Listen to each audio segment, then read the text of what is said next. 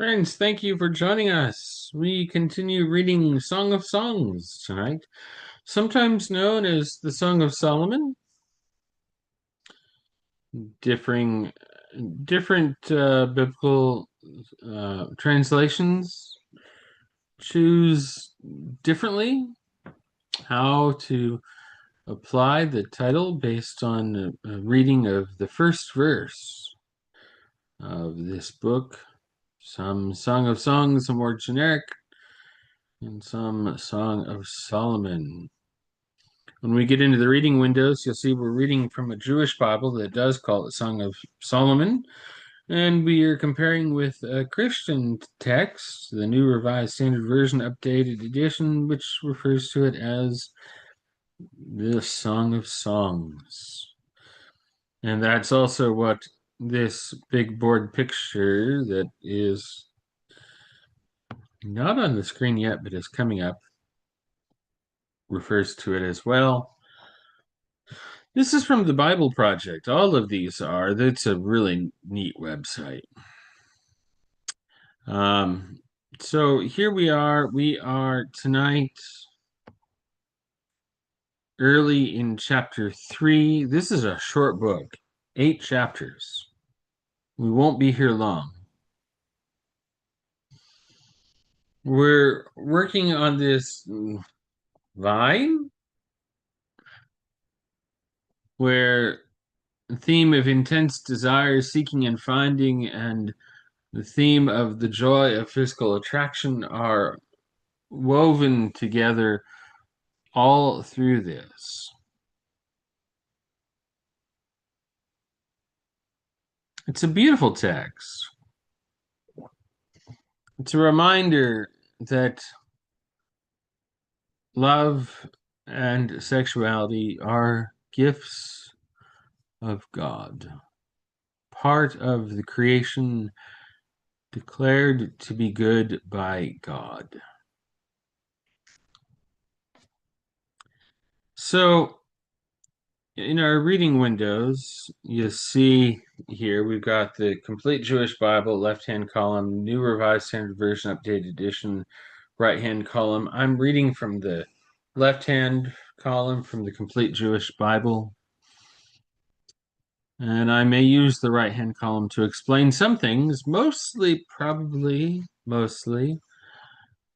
to put Jewish biblical language into familiarity for us. Like you see a couple times on the screen there, the right hand and the left hand column, the name of Shlomo. Remember, Shlomo is Solomon. We've gotten a fair amount of that, so we should know that, but it's good to be reminded of that. One of the things that's also interesting, the Complete Jewish Bible does a really good job of showing this almost like a play, like this is a dramatic story, a dramatic reading, complete with parts. We're going to be starting at verse 6 of chapter 3, and it's easy to forget whose voice is this. But if we go up here and look at verse 15 of chapter 2, it is the feminine voice, the feminine character that is speaking, and she continues to speak at this point in verse 6, where we pick up tonight. I thought that might be a good thing for us to be reminded of so we know who exactly is speaking at this moment in this reading. It's not a definite who is this. It's just a matter of it's a feminine voice. There's a masculine voice, there's a feminine voice. And there is the voice of the observers who watch all of this unfold. So let's read, friends. Resuming at chapter 3, verse 6.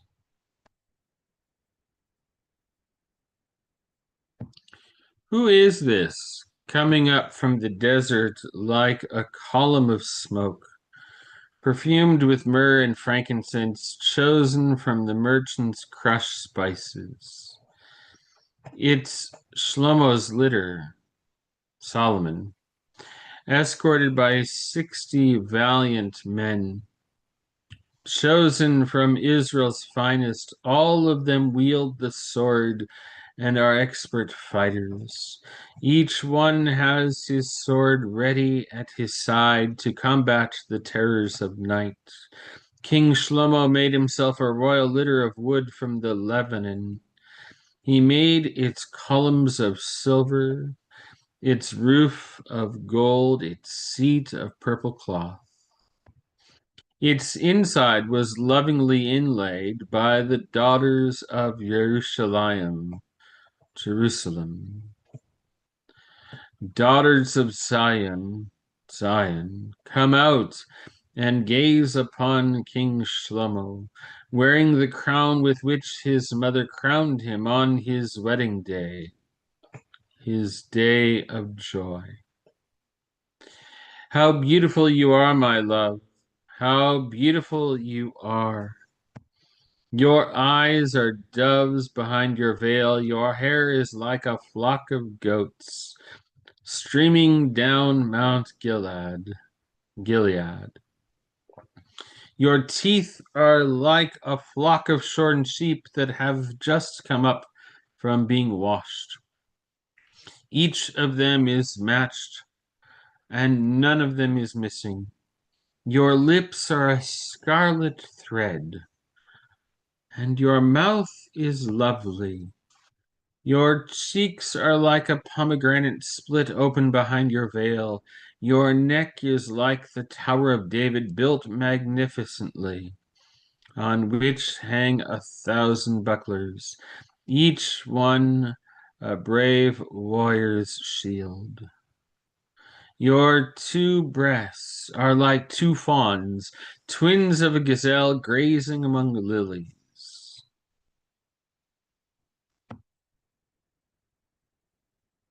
Obviously, this is metaphor. Remember this image from the big board?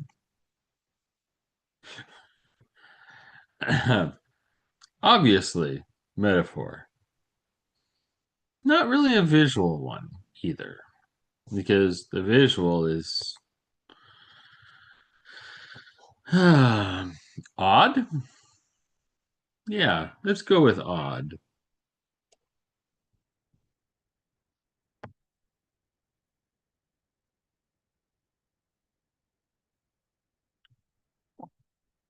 When the day's cool breeze comes up and the shadows lengthen, I will get myself to the mountain of myrrh, to the hill of frankincense. Everything about you is beautiful, my love. You are without a flaw. Come with me from the Lebanon, my bride. Come with me from the Lebanon. That's Lebanon. Come down from the heights of Ammana, from the heights of Senir and Hermon, down from the lion's lairs and the leopard haunted hills.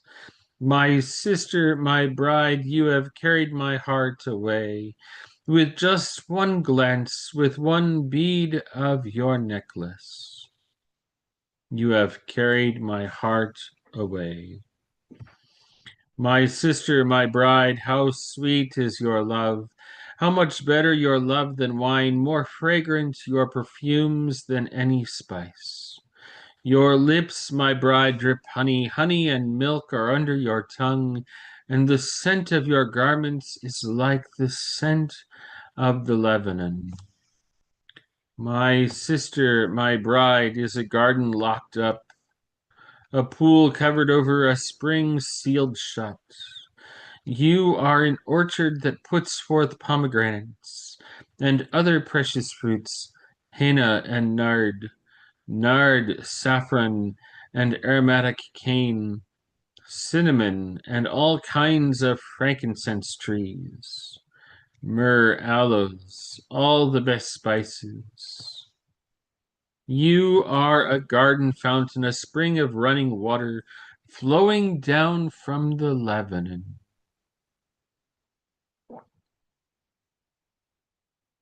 Note the shift in voice again, back to the feminine.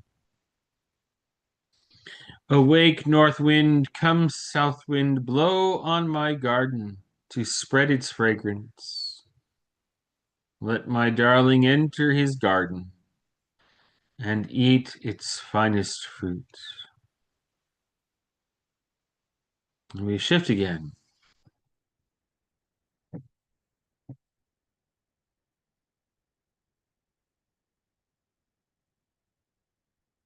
My sister, my bride, I have entered my garden.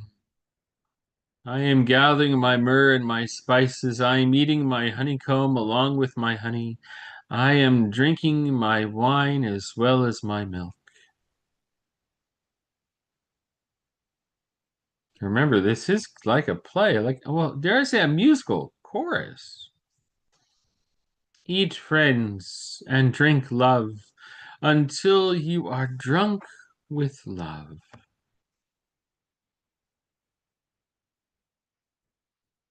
The feminine voice. I am asleep, but my heart is awake. Listen, I hear my darling knocking. Back to the masculine.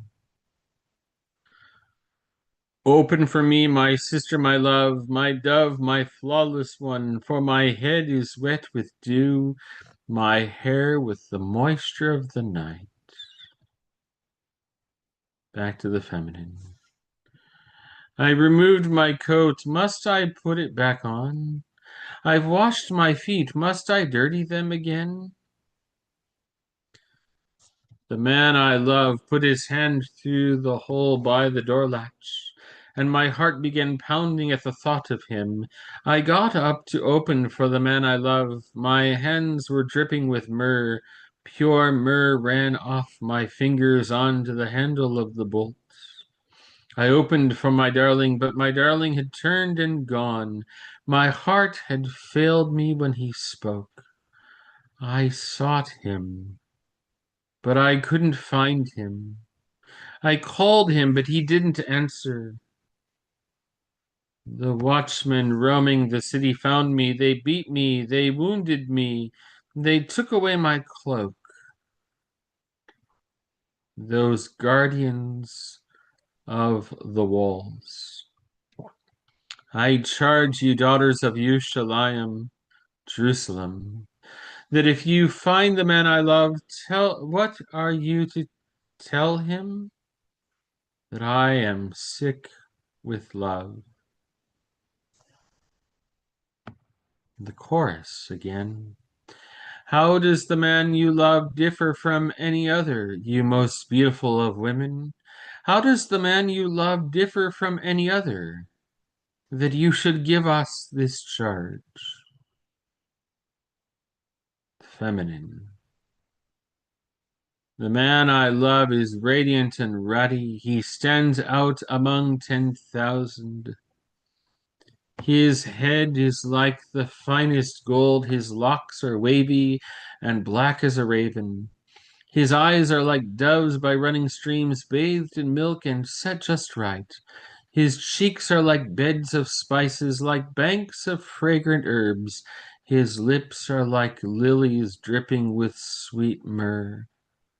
His arms are rods of gold set with beryl, his body polished ivory adorned with sapphires.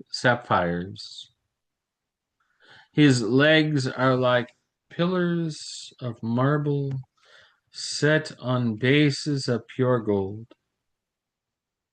His appearance is like the Lebanon, as imposing as the cedars.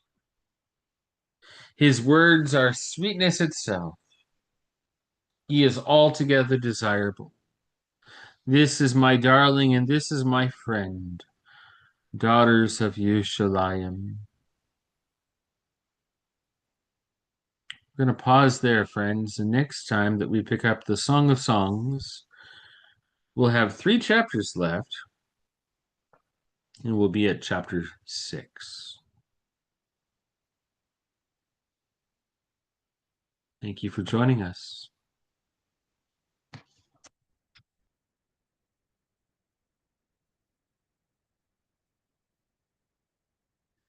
Good evening, Anthony. No. Another 10 days. Not yet.